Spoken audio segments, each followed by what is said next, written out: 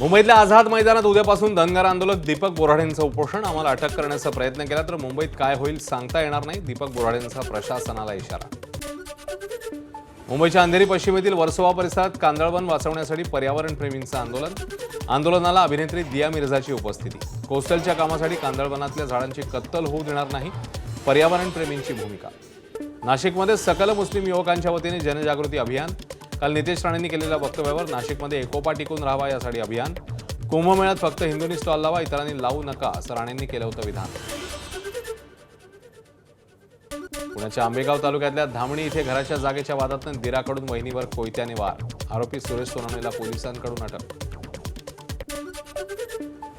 नववर्ष स्वागत समितीच्या वतीने गुढीपाडवा शोभायात्रेची पनवेलमध्ये जय्यत तयारी. यंदा युवानाथ ट्रस्टतर्फे ध्वज लेझिम ढोल पथकात 150 मुलं सहभागी होतील अशी माहिती.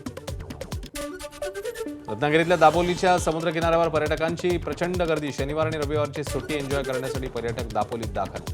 हॉटेल व्यावसायिकांकडून पर्यटकांसाठी चुलीवरच्या जेवणाची व्यवस्था. दिल्ली उच्च न्यायालयाच्या मुख्य न्यायाधीशांनी अरविंद केजरीवाल यांची खंडपीठ बदलण्याची विनंती फेटाळली. मद्य धोरण प्रकरणी सीबीआयच्या अपिलावर न्यायमूर्ती स्वर्णकांता यांचंच खंडपीठ सुनावणी करणार.